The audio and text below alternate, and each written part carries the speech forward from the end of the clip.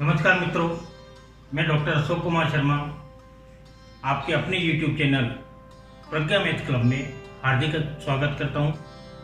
पिछली वीडियो में हमने लिमिट टॉपिक स्टार्ट किया था, जिसके अंतर्गत हमने बताया था किसी विशेष बिंदु x बराबर a पर फलन fx की सीमा के अस्तित्व के लिए आवश्यक शर्त होती है, आवश्यक प्रतिबंध होता है कि बिंदु x बराबर a पर बाईं सीमा और बिंदु x बराबर a पर दाईं सीमा दोनों का मान एक समान, परिमित तथा अद्वितीय होना आवश्यक है। यानी कि किसी भी लिमिट की एग्जिस्टेंस के लिए, अस्तित्व के लिए कंपलसरी कंडीशन है कि उसकी लेफ्ट हैंड लिमिट और राइट हैंड लिमिट यूनिक हो, फाइनाइट हो। किंतु ध्यान रहे कि दिए गए बिंदु x बराबर a पर फलन की सीमा और फलन का मान दोनों मान एक समान होना आवश्यक नहीं है। ये दोनों मान एक समान हो सकते हैं, लेकिन हो यह आवश्यक नहीं है। अब हम बात करते हैं लिमिट के अस्तित्व न होने की स्थिति। किस स्थिति में किसी बिंदु पर फलन की सीमा का अस्तित्व नहीं होगा, इसकी बात करें तो इसी क्रम में सबसे पहले हम बात करते हैं। इस चीज को हम उदाहरण के द्वारा समझें। सबसे पहले मान लीजिए आपके पास दिया हुआ है limit x tends to 2 mod of x minus 2 upon x minus 2। ये फलन दिया हुआ है। इसकी सीमा की बात करें, बिंदु x बराबर 2 पर बाईं सीमा की बात करें, लेफ्ट हैंड लिमिट की बात करें, तो बिंदु x बराबर 2 पर इसकी बाईं सीमा प्रदर्शित की जाती है limit h tends to 0 2 minus h minus of 2 upon 2 minus h minus of 2।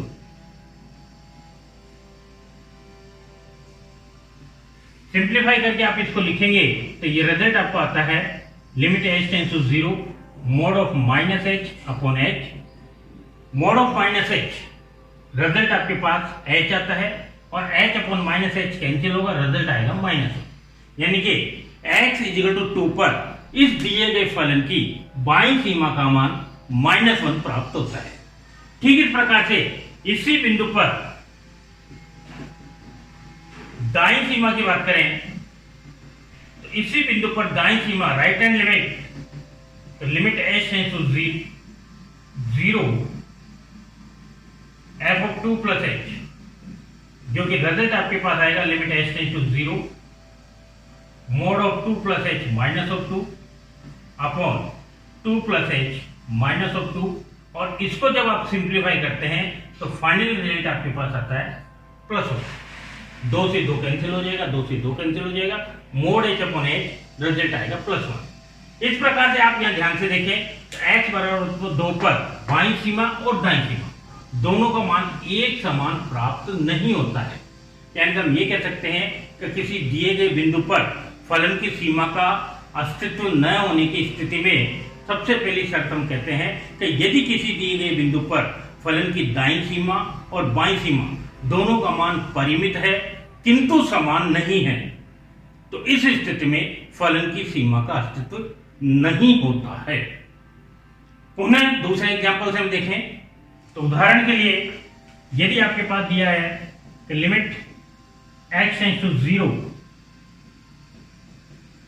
e power of 1 upon x। इस फलन की यदि बात करें तो इस फलन के लिए x इजिकल टू 0 पर यदि आप बाईं सीमा निकालते हैं तो x इजिकल टू 0 पर इस फलन की बाईं सीमा आपको प्राप्त होती है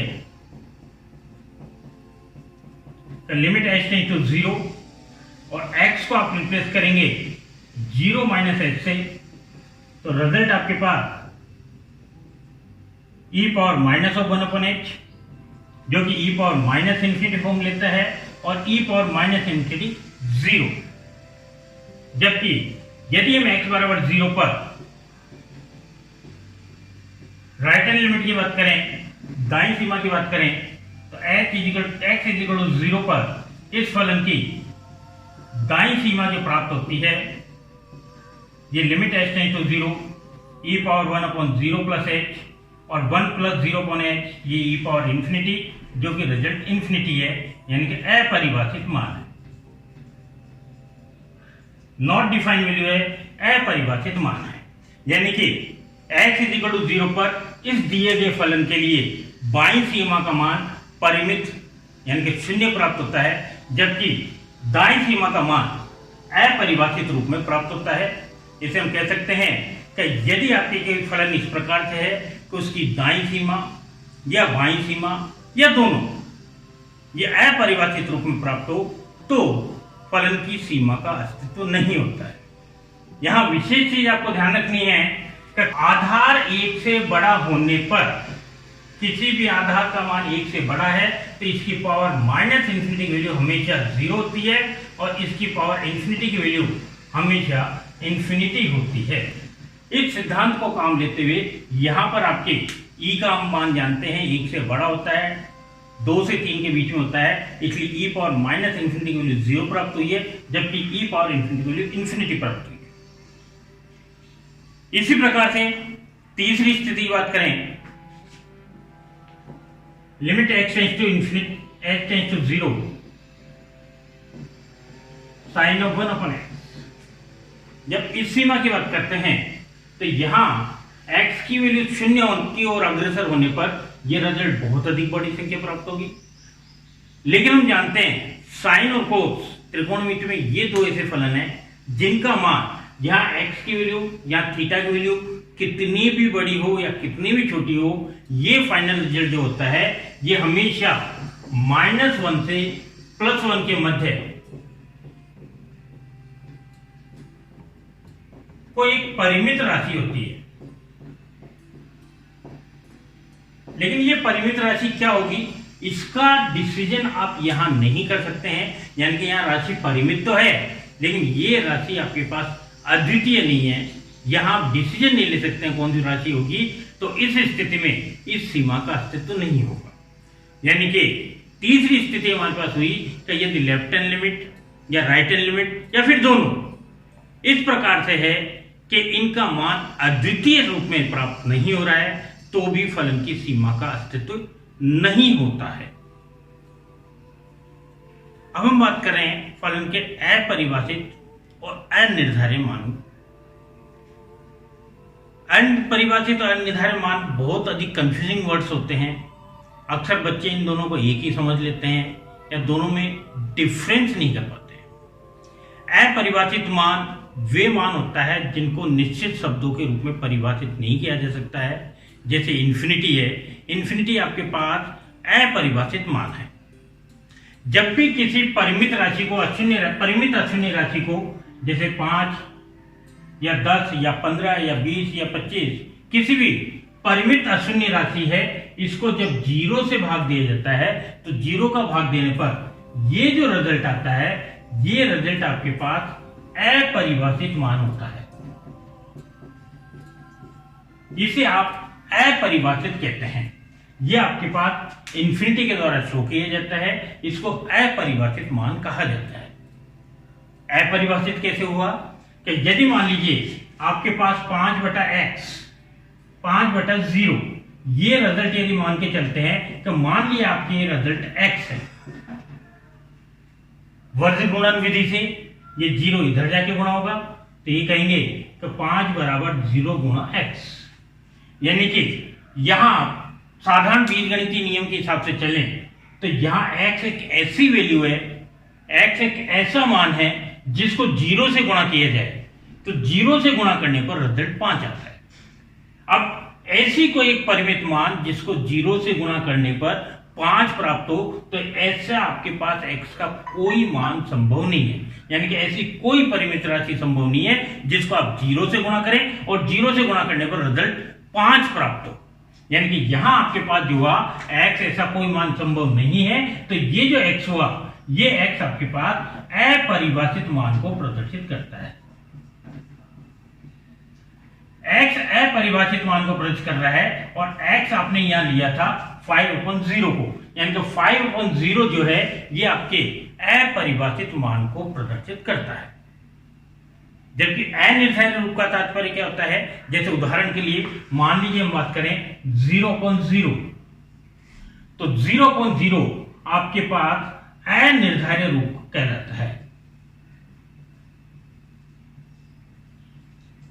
यह आपके पास अनिर्धार्य रूप कहलाता है, क्योंकि यदि मान लीजिए आप इसको x मान के चले और इसको x मानते हैं और इसको साधारण बीजगणितीय नियम से सॉल्व करें तो वज्र गुणन के द्वारा इसको इधर लेके जाएंगे तो 0 = 0 × x, यानी कि यहां x एक ऐसा नंबर है जिसको 0 से गुणा किया जाए तो 0 से गुणा करने पर रिजल्ट 0 आवे।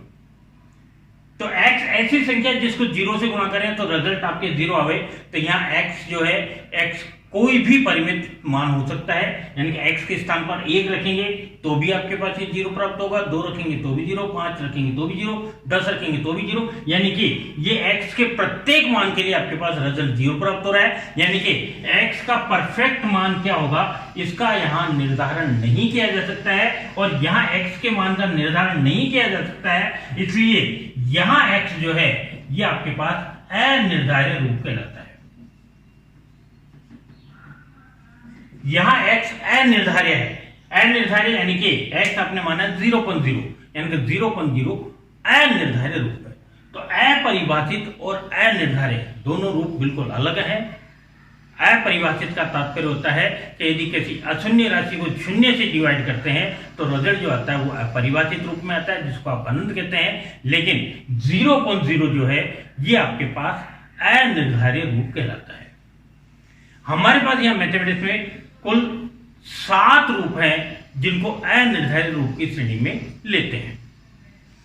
तो कुल ये 7 आपके अनिर्धार्य रूप हैं। 0.0, infinity upon infinity, 0 into infinity, infinity minus infinity, infinity power 0, 0 power 0 and 1 power infinity। ये 7 रूप आपके पास अनिर्धार्य रूप की श्रेणी के अंतर्गत आते हैं। सीमा की विधि से जब क्वेश्चन को सॉल्व करेंगे तो सीमा विधि से क्वेश्चन सॉल्व करने में ये 7 में से कोई एक रूप होगा जिनको आप सॉल्व करके और सीमा विधि से क्वेश्चन निकालते हैं। तो सीमा विधि वाले क्वेश्चन केवल और केवल ये 7 फॉर्म्स हो सकती हैं जिसके आधार पर क्वेश्चन को सॉल्व करते हैं। अनंत यानी कि इन्फिनिटी, ये एक ऐसा वर्ड है जो बहुत अधिक काम में लेते हैं, कई जगह काम लिया जाता है। अनंत एक अपरिभाषित मान भी कहलाता है। जब भी किसी अशून्य राशि में 0 का भाग देते हैं, शून्य का भाग देते हैं तो रिजल्ट जो आता है इस रिजल्ट को आप अनंत कहते हैं, जो कि अपरिभाषित संख्या होती है। अनंत वास्तव में है क्या? अनंत आपके पास कोई संख्या न होकर आपके एक प्रतीकात्मक राशि है। इंडिकेशन आपके पास रिप्रेजेंट करती है, इंडिकेशन करती है ये कि किसी भी राशि का ऐसा मान जो बहुत बहुत बहुत अधिक बड़ा है। जब आप किसी संख्या में किसी अन्य परिमित संख्या का भाग देते हैं तो हर भाग जैसे जैसे छोटा होता जाता है तो हर भाग छोटा होने के साथ साथ भिन्न का मान धीरे धीरे धीरे धीरे बढ़ता चला जाता है, और जब उसका मान एक सीमा से अधिक हो जाता है, बहुत अधिक हो जाता है, तो उसी को आप नाम देते हैं अनंत। तो अनंत आपके पास एक प्रतीकात्मक राशि है केवल, जो कि प्रदर्शित करता है कि एक ऐसी राशि जो कि हमारी सोच में जो भी संख्या आ रही है बड़ी से बड़ी, उससे भी बड़ी संख्या। अनंत चूंकि बहुत बड़ी संख्या है, इसलिए अनंत के अंतर्गत यदि कोई भी परिमित राशि अन्य परिमित राशि जोड़ी जाए या घटाई जाए, अनंत में कोई भी परिमित राशि, यहां एक आपके एक परिमित राशि है, तो अनंत में ये परिमित राशि जोड़ी जाए या घटाई जाए, तो चूंकि अनंत बहुत बड़ी राशि है इसलिए इसमें कोई भी संख्या जुड़ने या घटने पर इसके मान पर कोई प्रभाव नहीं पड़ता है, यानी कि ये रिजल्ट अनंत ही कहलाता है। ठीक इस प्रकार से यदि अनंत है, इसको किसी एक परिमित राशि से गुणा किया जाता है। ये यहां पर आपके पास कोई भी धनात्मक राशि है और इससे यदि इसको गुणा किया जाता है तो इसका गुणनफल जो आता है ये गुणनफल भी अनंत ही होता है, अपरिमित ही होता है। यानी कि अनंत को किसी परिमित राशि से गुणा करने पर रिजल्ट अनंत ही प्राप्त होता है। ठीक इस प्रकार से यदि अनंत को किसी परिमित राशि से भाग किया जाता है तो भाग करने पर ये जो रिजल्ट आता है ये रिजल्ट भी अनंत ही होता है। यानी कि कुल मिला के अनंत में कोई भी संख्या जोड़ी जाए, अनंत में कोई भी परिमित राशि गुणा की जाए, अनंत में कोई भी परिमित राशि घटाई जाए, अनंत में किसी भी परिमित राशि का भाग दिया जाए, रिजल्ट जो आएगा ये हमेशा अनंत ही प्राप्त होता है, अपरिमित संख्या के रूप में प्राप्त होता है। ठीक इस प्रकार से यदि अनंत में अनंत को ही जोड़ा जाए, अनंत में अनंत को जोड़ा जाता है तो ये रिजल्ट भी अनंत ही प्राप्त होता है। ये ध्यान है, हमने बताया है कि जब अनंत में अनंत को माइनस करते हैं तो माइनस करने पर जो रिजल्ट है वो अनिर्धारित रूप होता है, लेकिन यदि जोड़ा जाता है तो जोड़ने पे जो रिजल्ट आता है ये आपके पास अनंत के रूप में, अपरिभाषित संख्या के रूप में प्राप्त होता है। ठीक इस प्रकार से हमने कहा कि अनंत को किसी भी परिमित राशि से गुणा किया जाए, ये परिमित राशि आपके पास शून्य के अतिरिक्त, अशून्य के अतिरिक्त आपके पास कोई भी राशि हो सकती है तो रिजल्ट अनंत आता है। लेकिन ये यदि जीरो है तो जीरो है, तो इससे प्रीवियस में हम पढ़ चुके हैं कि जीरो इंटू इंफिनिटी जो है वो आपके पास अनिर्धारित रूप होता है। यानी कि यहां आपके पास इंफिनिटी गुणा जीरो इंफिनिटी होगा, इंफिनिटी इंटू अशून्य राशि इंफिनिटी होगा, लेकिन यदि जीरो है तो ये अनिर्धारित रूप की श्रेणी में आता है। ठीक इस प्रकार से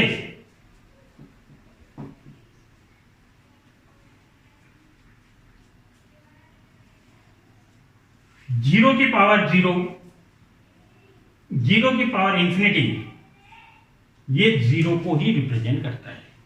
जीरो की पावर यदि आपकी इंफिनिटी है तो ये रिजल्ट आपके पास जीरो होगा, जबकि जीरो की पावर जीरो जो है ये अनिर्धारित रूप की श्रेणी में आता है। जीरो की घात जीरो अनिर्धारित होता है, लेकिन जीरो की घात इंफिनिटी जो है ये जीरो ही प्राप्त होती है। ठीक इसी प्रकार से